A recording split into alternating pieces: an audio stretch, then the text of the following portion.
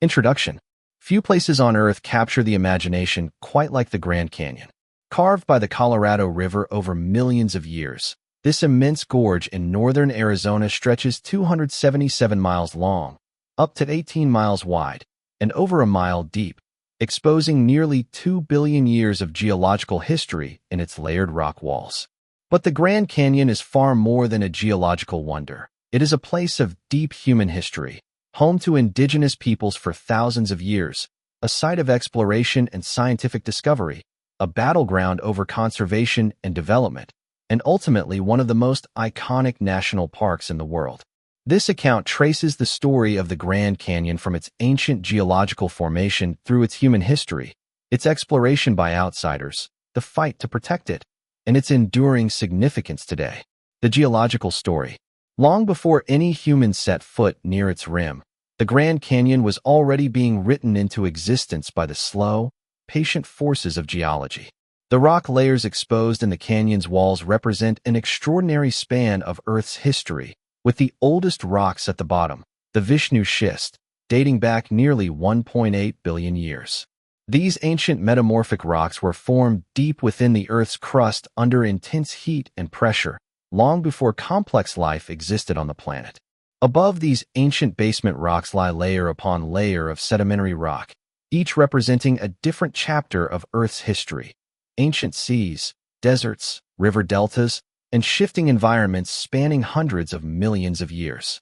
The famous reddish and buff-colored layers seen by visitors today, including the Redwall limestone, the Coconino sandstone, and the Kaibab limestone at the rim, were deposited over vast stretches of geologic time as the region alternated between shallow seas, coastal plains, and desert dune fields.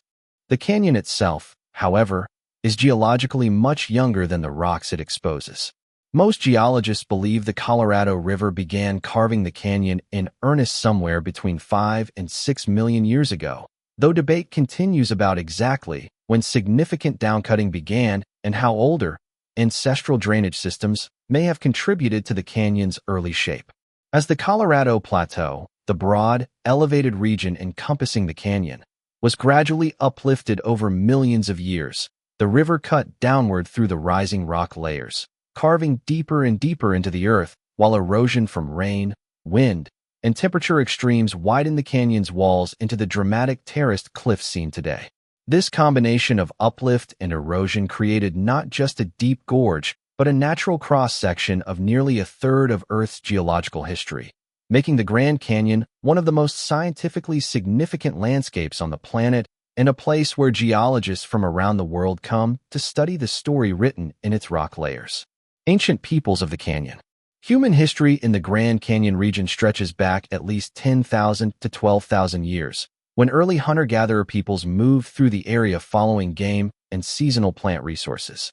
Archaeological evidence, including split-twig figurines found in caves within the canyon and dated to roughly 4,000 years ago, suggests that early inhabitants used the canyon not just as a place to pass through, but as a location for ritual and subsistence activities.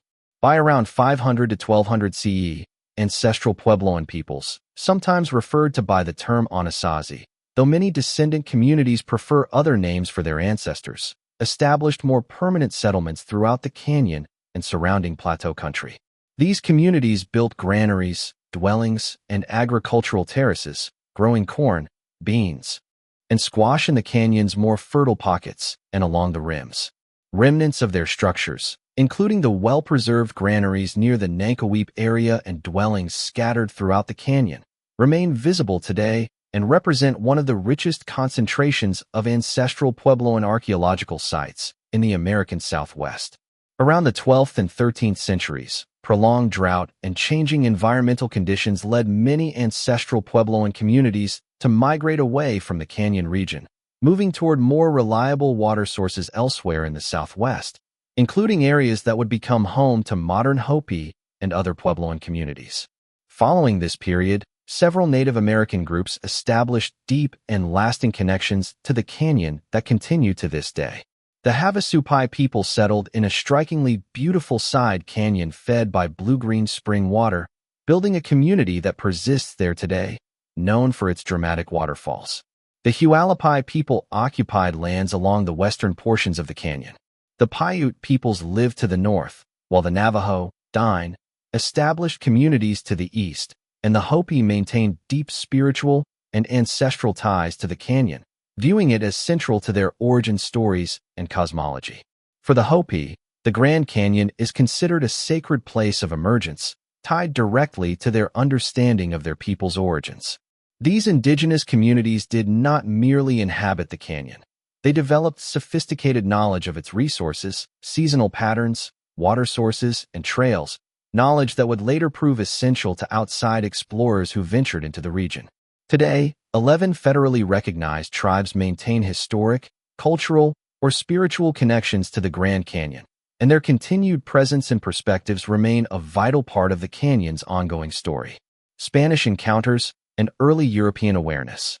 The first documented encounter between Europeans and the Grand Canyon occurred in 1540, when a Spanish expedition led by Francisco Vázquez de Coronado, searching for the legendary Seven Cities of Gold, sent a detachment under Garcia López de Cardenas to investigate rumors of a great river to the west.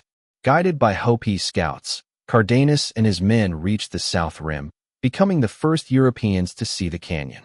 However, the group struggled to find a way down to the river and, discouraged by the canyon's immense scale and the difficulty of the terrain, turned back after only a few days. For more than 2 centuries after this initial encounter, the canyon remained largely outside the awareness of the broader European and later American population, visited occasionally by Spanish missionaries and traders, but not seriously explored or documented. Franciscan missionaries Francisco Atanasio Dominguez and Silvestre Vélez de Escalante passed near the canyon's eastern reaches in 1776 during their famous expedition through the southwest, but like Cardenas before them, they did not attempt to descend into the gorge itself. It was not until the mid-19th century, as American expansion pushed westward following the Mexican-American War, that serious American exploration of the canyon and the Colorado River began. American exploration in the 19th century. American interest in the Grand Canyon accelerated during the mid-1800s as government-sponsored expeditions sought to map and understand the newly acquired Western territories. In 1857 and 1858, an expedition led by Lieutenant Joseph Ives explored the lower Colorado River by steamboat, eventually reaching a point near the western end of the Grand Canyon, before continuing partly on foot. Ives famously, and inaccurately, predicted that the canyon region would never be of much value to travelers or settlers, a judgment that history would decisively overturn.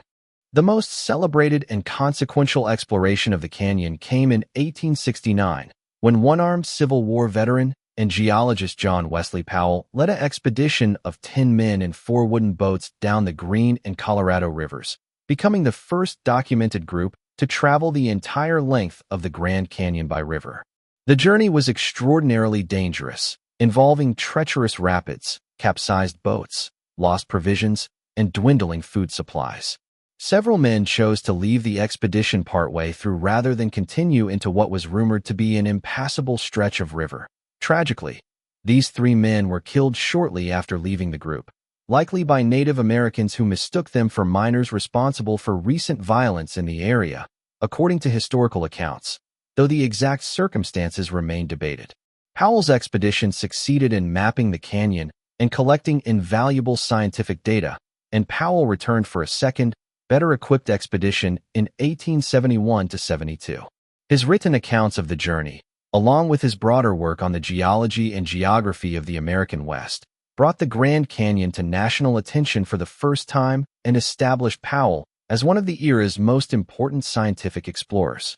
Powell later became the 2nd director of the U.S. Geological Survey and used his growing influence to advocate for thoughtful, science-based approaches to settling and managing the arid West, advice that was, in many respects, ahead of its time and only partially heeded.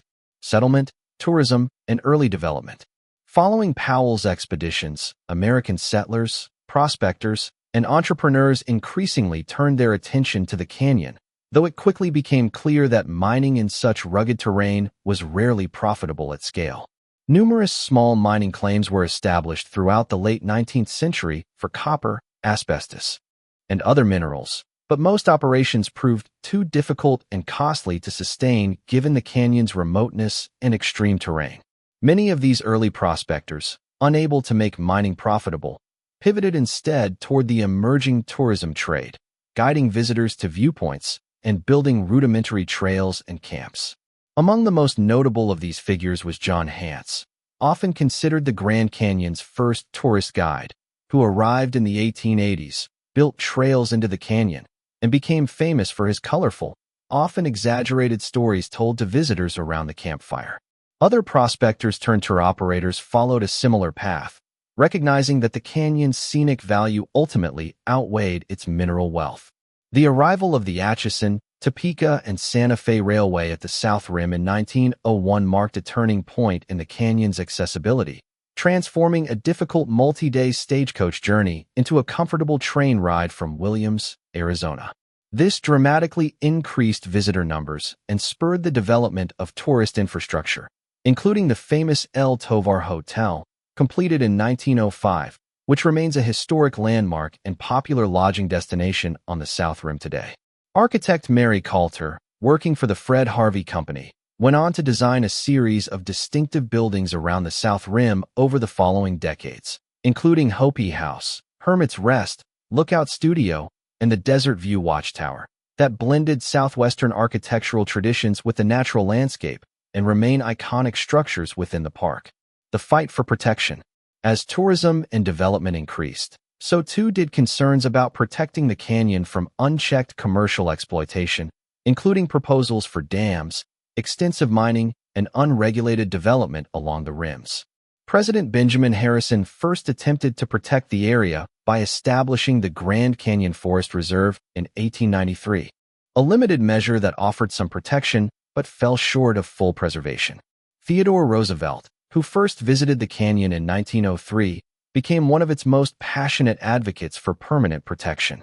Struck by its scale and beauty, Roosevelt urged Americans to preserve the canyon exactly as it was, famously encouraging visitors and would-be developers alike to leave it unmarred for future generations.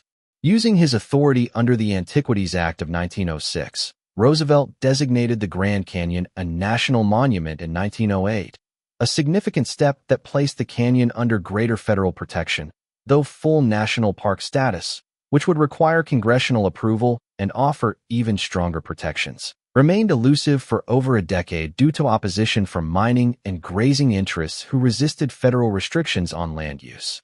That opposition was eventually overcome, and on February 26, 1919, President Woodrow Wilson signed legislation establishing Grand Canyon National Park, formally recognizing the canyon as one of the nation's most treasured natural landscapes. In its first full year as a national park, it welcomed a relatively modest number of visitors compared to today, but that number would grow steadily throughout the 20th century as automobile travel expanded and national interest in America's park system grew. Later expansions, including the addition of the surrounding Marble Canyon and other areas under the Grand Canyon National Park Enlargement Act of 1975, and the creation of nearby national monuments, further expanded federal protection of the Greater Canyon ecosystem, addressing gaps left by the original park boundaries and helping protect areas of significant ecological and cultural value that had remained outside the original park. The dam controversies. One of the most significant conservation battles associated with the Grand Canyon centered on proposals in the 1950s and 1960s to build two massive hydroelectric dams within the canyon itself, at Marble Canyon and Bridge Canyon, as part of a broader regional water and power development plan.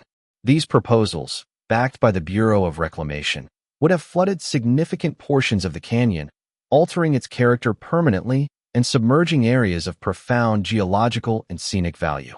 The proposals sparked a fierce national conservation battle led by organizations including the Sierra Club, whose executive director David Brower orchestrated an influential public campaign, including full-page newspaper advertisements that famously asked whether readers would flood the Sistine Chapel so tourists could get closer to the ceiling, drawing a pointed comparison to the proposed damming of the canyon. This vivid public campaign, combined with sustained political pressure, ultimately succeeded in defeating the dam proposals in 1968, marking one of the major victories of the modern American environmental movement and helping establish the Grand Canyon as an enduring symbol of the value of wilderness preservation. The Grand Canyon in the 20th and 21st centuries. Throughout the 20th century, the Grand Canyon grew into one of the most visited and internationally recognized natural landmarks in the world, drawing millions of visitors annually to its south rim, north rim, and the more remote inner canyon and river corridor. It became a designated UNESCO World Heritage Site in 1979, recognized for both its exceptional geological value and its cultural significance. The canyon has also remained a place of ongoing negotiation between conservation, tourism, and the rights and interests of the Native American tribes historically and currently connected to the land. In recent decades, tribes including the Havasupai, Hualapai, Navajo, Hopi, and others have played an increasingly prominent role in decisions affecting the canyon, including debates over proposed developments near the park's boundaries, water rights, and the protection of sacred sites. In 2023, ancestral footprints of the Grand Canyon National Monument, created in consultation with regional tribes, extended additional protections to lands surrounding the park, particularly aimed at safeguarding the watershed from uranium mining and honoring the deep ancestral ties tribes maintain to the broader canyon region.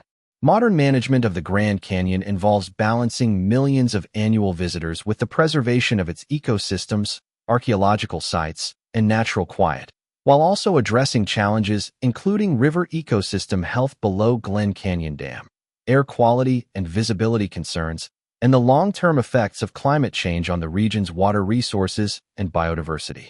Conclusion. The Grand Canyon's history is a story written on multiple timescales at once. The almost incomprehensibly slow processes of geological uplift and erosion that exposed nearly 2 billion years of Earth's history, and the far more recent, but no less rich, human history of indigenous habitation, exploration, exploitation, and ultimately dedicated preservation. From the ancestral Puebloan farmers and the Havasupai, Hualapai, Navajo, Hopi, and Paiute peoples who have called it home for centuries, to the Spanish conquistadors who first glimpsed its rim, to John Wesley Powell's daring river expedition, to the conservationists who fought to keep it free of dams. The Grand Canyon story reflects a long and often contentious negotiation between human ambition and the desire to preserve something vast and irreplaceable. Today, as one of the most visited and admired natural wonders on Earth, the Grand Canyon continues to serve both as a place of extraordinary natural beauty and as a living reminder of the deep and continuing relationship between people and the American landscape.